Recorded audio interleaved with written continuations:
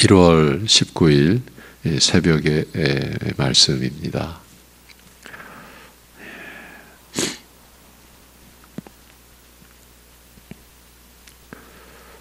진흙으로 하나님의 형상으로서의 존재를 지으시고 하나님의 그 생명을 불어넣으시사 하나님 앞에서 살아있는 존재로 우리를 세우신 아버지 하나님, 그 존재하는 자체와 그것이 유지되는 이 모든 것이 하나님의 능력에 속한 이 세상의 그 무엇으로나 사람의 지력으로 판단할 수 없는 이 생명의 신비와 이 생명의 은혜를 오늘도 우리에게 베풀어 주시는 아버지 하나님의 사랑 안에서 하나님을 향하여 살아가는 우리에게 이 세상이 줄 수 없는 오직 하늘로부터 임하는 평강과 위로와 그 은혜가 오늘도 우리에게 충만히 부어짐을 믿음으로 인하여서 하나님을 섬기는 하루를 살도록 하여 주시옵소서. 예수님의 이름으로 기도하옵나이다. 아멘. 마태복음 6장입니다. 마태복음 6장 16절에서 18절.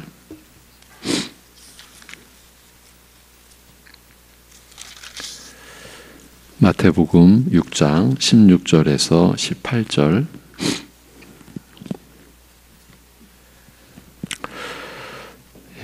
같이 보시겠습니다. 금식할 때에 너희는 외식하는 자들과 같이 슬픈 기색을 보이지 말라. 그들은 금식하는 것을 사람에게 보이려고 얼굴을 흉하게 하느니라. 내가 진실로 너희에게 이르노니 그들은 자기 상을 이미 받았느니라.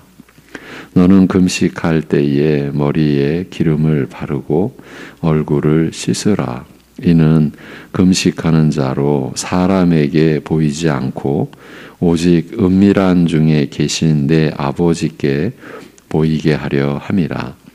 은밀한 중에 보시는 내 아버지께서 갚으시리라. 아멘. 어제는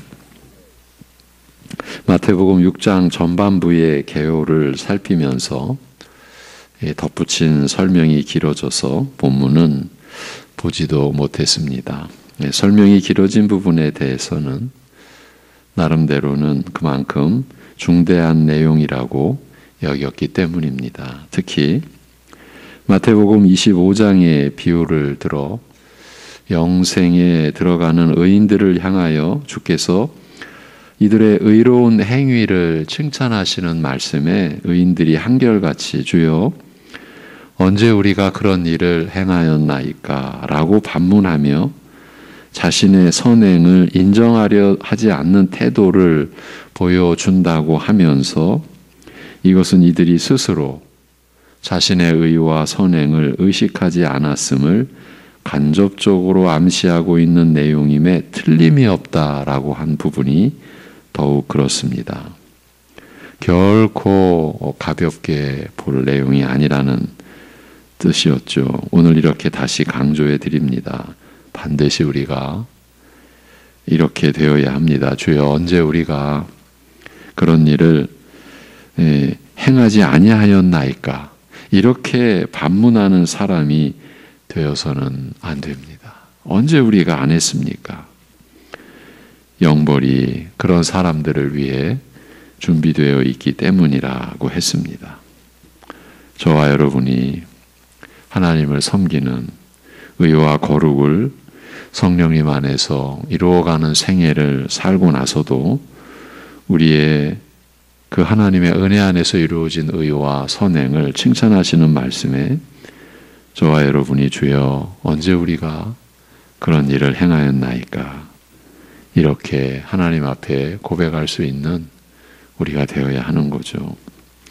마태복음 6장의 전반부는 사람에게 보이려 하지 말고 오직 하나님 앞에서 행하라는 가르침으로 구제와 기도와 금식에 관한 내용을 하나로 묶고 있다고 했습니다. 이 세 가지를 총괄하는 하나의 원칙을 제시하여 주시되 의를 행할 때 곧 하나님 앞에서 옳고 바른 도리를 따라 행할 때 달리 말하면 말씀을 따라 순종할 때에 사람에게 보이기 위해 사람 앞에서 행하지 말라고 하셨습니다. 이것이 절대 원칙이죠. 그러나 오른손이 하는 것을 왼손이 모르도록 은밀하게 의를 행하면 사람은 보지 못하나 은밀한 중에 모든 것을 보시는 하나님께서 갚아주실 것이라고 하셨습니다. 아무도 보지 못하게 은밀히 행하는 일이니 사람으로부터 돌아오는 것은 없을지 모르나 하나님께서는 이를 지켜보시고 이 일을 기억하시리라. 하나님께서 이것을 귀하고 가치 있는 것으로 여기시리라고 하셨습니다. 예수님의 가르침입니다. 그래서 먼저 불쌍한 자에게 긍휼을 베푸는 일에서 그리하라고 하셨습니다. 이 일을 사람들이 어떻게 보고 평가할 것인지를 생각하지 말고 다만 하나님께서 그가 내 마음의 생각과 의도와 동기를 다 지켜보고 계시니 내가 행하는 이 구제를 과연 어떻게 평가하실 것인지 그것만을 생각하고 행하라는 말씀입니다. 내가 행하는 모든 일에 대하여 책임 물으시며 평가하실 분은 오직 하나님이시라는 사실을 잊지 말라는 말씀이라고 했습니다. 또한 기도할 때에도 사람에게 보이려 하지 말고 오직 은밀한 중에 계시는 하나님께 기도하라고 가르치셨습니다.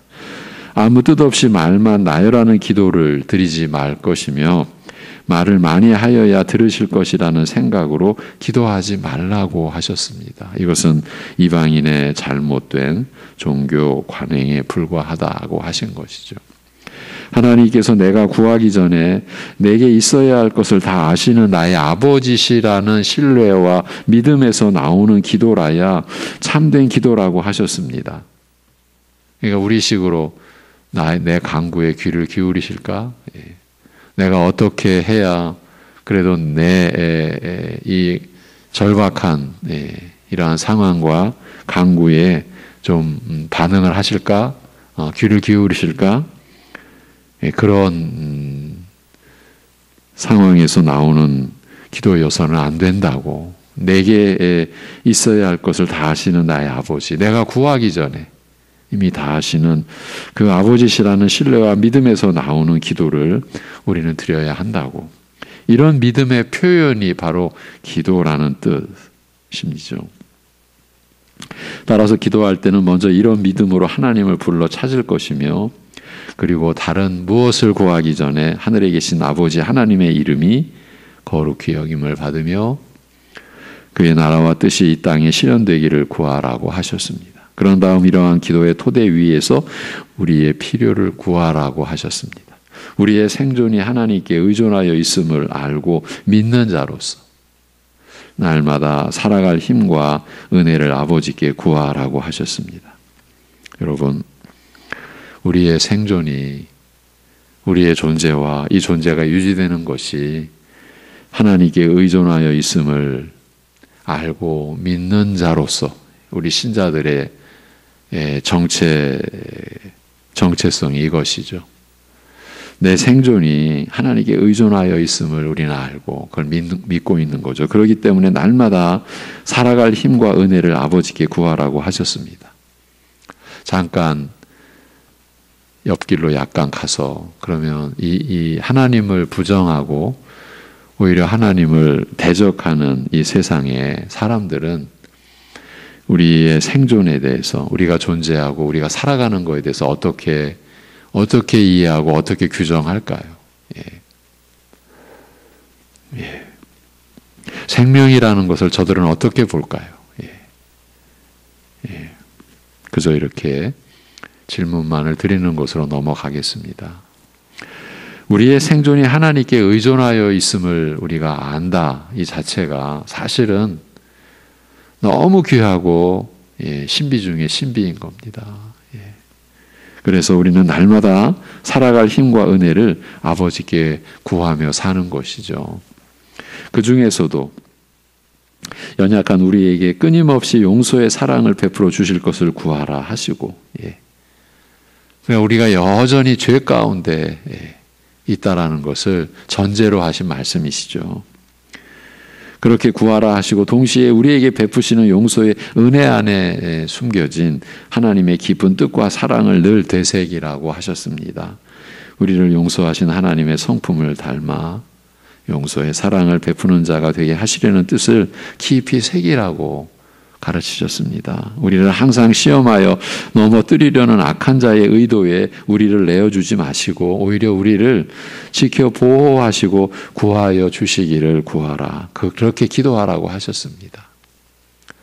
이것은 하나님께서 보시는 우리의 연약함, 여전히 그 죄악의 부패함에 여전히 그 영향권 안에 있을 수밖에 없는 우리를 아시는 주님의 가르치심인 거죠. 우리가 이제 넉넉히 우리 스스로 여유 있게 살 수 있는 존재가 아니라는 것이죠. 그런데 우리는 은연중에 어쩌면은 우리가 믿음을 가지고 있기 때문에 그런 여유와 근데 그런 여유에 이제 모든 게 중심 우리가 되는 거죠. 그래서 이제 우리 스스로 이제는 뭐 그런 전쟁터에서 벗어난 평화로운, 그래서 우리 스스로가 그 여유를 누릴 수 있는 것처럼 우리가 여길 때가 있죠. 위험한 순간이죠. 그렇게 되는 상황일수록 우리의 기도는 절실해질 수가 없는 거죠. 간절해질 수가 없는 거죠.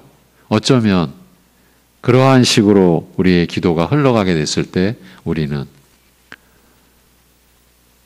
일반 사람들이 말하는 매너리즘에 빠진 그저 기도라고 하는 형식을 우리가 갖추는 형태로 점점 밀려갈 수도 있다라는 그런 경계도 우리가 해야 될 줄로 압니다.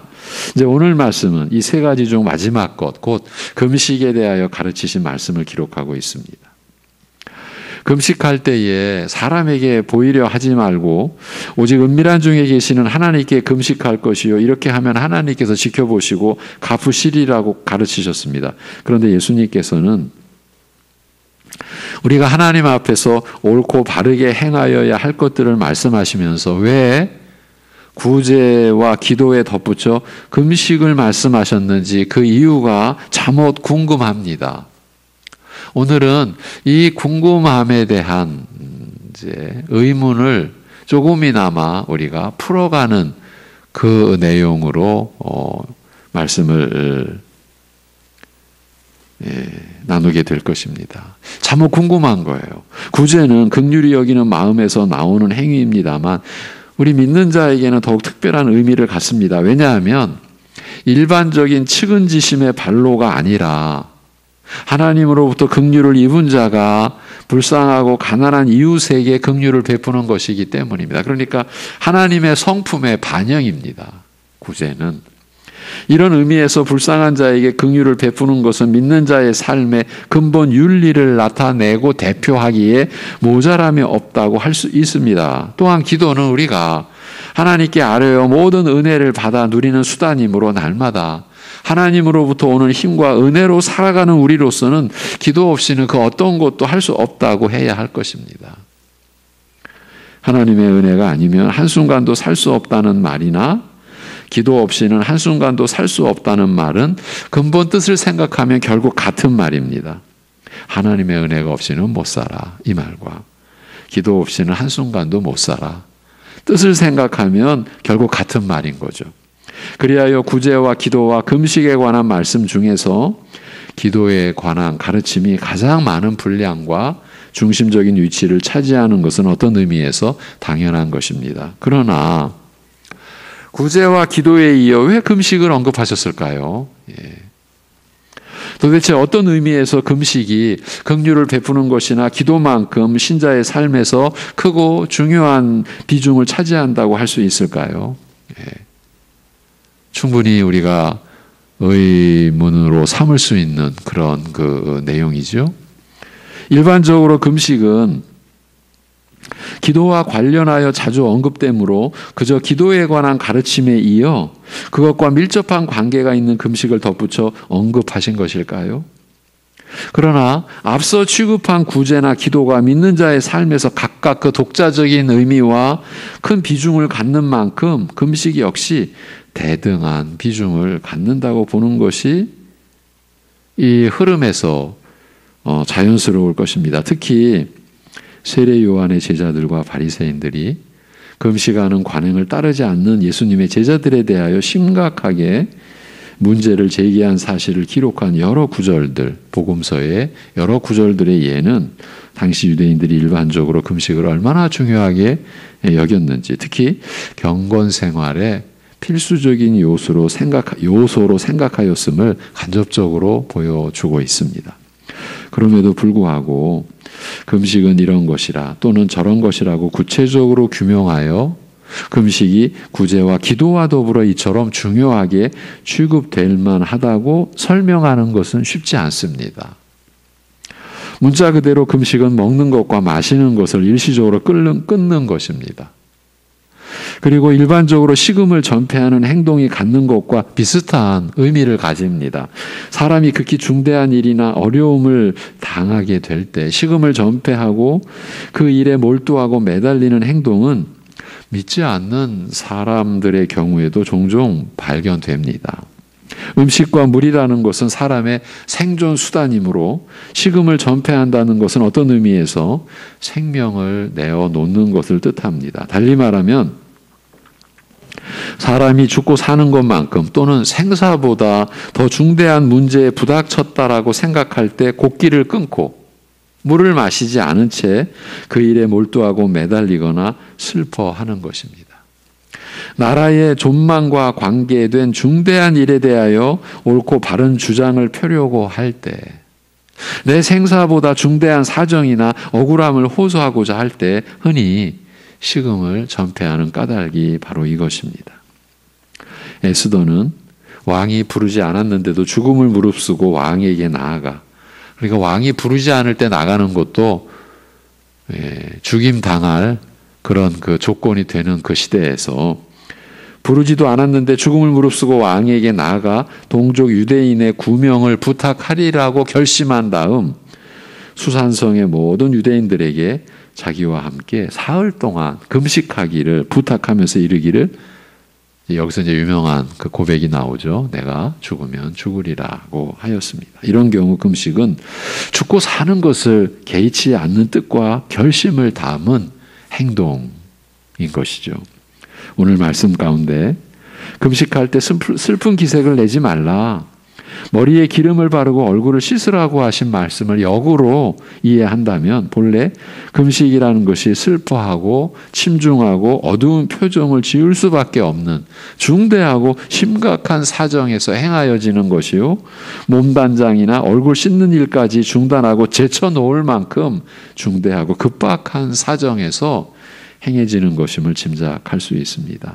성경에 나타나는 금식의 예들에서 이러한 모습을 발견하는 것은 어렵지 않습니다. 사사시대에 어떤 레위인이 베냐민의 성읍 기브아에 하룻밤을 유하고자 찾아왔을 때 비류들이 그의 첩을 윤관하여 죽이자 이런 악행에 온 이스라엘이 분노하여 베냐민을 치려고 모였습니다. 한편으로는 참으로 통탄을 금할 수 없는 심각한 악행이요, 그러니까 이스라엘이 이렇게 지금 무너지고 타락하고 이런 지경이 된 거죠. 그래서 통탄을 금할 수 없는 심각한 악행이요, 그러나 다른 한편으로는 이스라엘이 그 형제 베냐민 지파를 쳐서 도륙하려는 기막힌 전쟁인 만큼 이스라엘은 베델에 모여서 이를 슬퍼하고 금식하면서 하나님께 그 뜻을 물은 적이 있었습니다.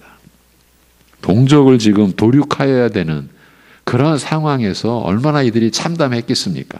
길르앗 야베스 사람들은 이전에 그들을 암몬의 손에서 구하여 준 사울이 전사하여 그 시체가 블레셋의 성벽에 박혔다는 소식을 듣고서 생명을 돌보지 않고 올라가서 시체를 찾아온 후 장사하고 사울 일가의 비참한 죽음을 슬퍼하며 7일간 금식하였습니다. 이게 다 성경의 기록입니다. 다윗 역시 사울과 요나단의 전사 소식을 듣고서 옷을 찢고서 슬퍼하며 금식했습니다. 하나님께서 아합 왕실이 범한 죄악을 책임으로 그의 집안을 망하게 하리라고 선언하셨을 때 아합이 이를 슬퍼하고 두려워하여 옷을 찢고 배로 몸을 동이고 금식하고 굵은 배에 누우며 행보도 천천히 하였습니다. 하만의 계략으로 유대인을 학살하라는 왕명이 떨어지자 유대인들이 크게 애통하며 금식하고 부르짖고 배를 입고 재에 누운 자가 무수하였습니다. 유다왕 여호사밧은 모압과 암몬의 침략 소식을 듣고서 두려워하여 하나님께 간구하면서 온 유다 백성에게 금식을 공포하였습니다. 이제 이러한 그 예는 성경에서 찾기가 어렵지 않은 거죠. 그러나 이제 믿는 사람들에게 있어서 금식은 일반 세속인의 경우와는 조금 다른 뜻을 가집니다. 이제 우리가 분별해 가야 할 금식의 의미입니다. 우선 믿는 자들에게 있어서 가장 심각하고 비참한 일은 바로 하나님 앞에서 죄를 범하는 것이라고 할 수 있습니다.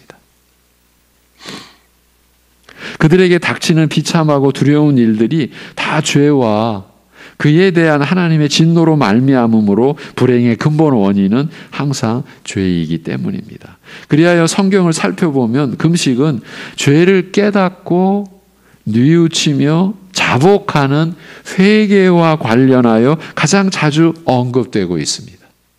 사무엘이 미스바에 온 이스라엘을 모으고 이방 우상신을 버리고 하나님께 돌아오라 권고하였을 때 이스라엘은 금식하면서 죄를 자복하고 회개하였습니다. 이스라엘이 이방 우상신을 섬기고 우상신을 향해 나아간 거예요. 그래서 하나님께 돌아오라 그렇게 사무엘이 권고했을 때 온 이스라엘이 금식하면서 죄를 자복하고 회개했습니다. 사무엘상 7장의 기록입니다. 선지자 요나가 나타나 40일 후에 니느웨 성이 무너지리라고 선언하자 이방인임에도 불구하고 니느웨 백성이 왕으로부터 남녀노소 짐승에 이르기까지 다 배를 걸치고 제 가운데 앉아서 금식하며 회개하였습니다. 엄중한 심판을 눈앞에 둔 이스라엘에게 하나님께서 직접 간곡히 권하시되 요엘서의 2장에 나오는 구절입니다. 너희는 이제라도 금식하고 애통하고 마음을 다하여 내게로 돌아오라. 너희는 옷을 찢지 말고 마음을 찢고 너희 하나님 여호와께 돌아올지어다라고 하셨습니다. 옷을 찢지 말고 마음을 찢으라. 육체의 할례가 아니라 마음의 할례여야 한다. 이것이 한결같은 가르침이었죠. 그러나 우리 연약하고 또 무지한 인생들은 마음의 할례까지 못 나가죠. 그러니까 육체의 할례만을 붙들고 우리가 지금 마태복음 6장을 보는 것도 그 육체의 할례 2022년 지금 우리가 살아가는 이 시점에 육체의 할례가 뭐냐를 지금 우리가 분간하기 위한 그런 과정 아닙니까? 그러나 믿는 자에게 있어서 금식은 단순히 염려와 불안과 두려움에 떨거나 슬퍼하는 것으로 그치거나 죄를 자복하고 회개하는 것으로 끝나는 것이 아니라 항상 하나님의 은혜를 적극적으로 바라고 구하는 것으로 이어졌습니다. 이것이 우리 믿는 자들에게 있어서의 금식의 본질입니다. 단순히 그 불안과 두려움에서 떨며 슬퍼하는 것으로 그치거나 죄를 자복하고 회개하는 것으로 그 선상에서 끝나는 것이 아니라 적극적으로 하나님의 은혜를 항상 바라고 구하는 것으로 이어진 거예요. 그리고 바로 이러한 독특한 성격 때문에 금식이 하나님께 사정을 호소하고 은혜를 구하는 기도와 밀접하게 관련되어 나타나는 것이죠. 이런 의미에서 예수님께서 구제에 이어 그리고 가장 중심된 기도의 가르침에 이어 금식에 관하여 말씀하신 것이라고 우리가 여기는 것이죠. 오늘은 여기까지입니다. 내일은 이러한 금식의 의미를 우리가 좀 더 살핌으로 이제 우리가 마태복음 6장에 와서 사람에게 보이려고 한 그것, 곧 자기 것, 나만의 것, 그 특별한 것, 오늘날 현대판 할례에 속한 것을 분별하려는 또 일련의 과정을 마무리하고자 합니다. 기도드리겠습니다. 하나님 아버지, 우리가 하나님 앞에서 살아갈 수 있다는 이 자체가 하나님께서 우리에게 베푸신 모든 은혜의 결과요, 오직 그 하나님의 긍휼과 자비 안에서 우리에게 베풀어진 새 생명의 삶이라고 하는 일깨움을 오늘도 우리에게 허락하여 주심을 감사드립니다. 하나님 아버지, 그럼에도 말씀도 우리는 왜곡시키고 그 진리조차도 우리의 편의와 또 우리의 중심과 우리의 유익을 취하는 입장에서 얼마든지 변질과 왜곡과 오해를 사게끔 만드는 그러한 우리의 악함을 늘 살펴주옵시고 우리가 자신도 속는 채로 그런 죄악됨에 떨어지지 않도록 우리를 붙들어 주시옵소서.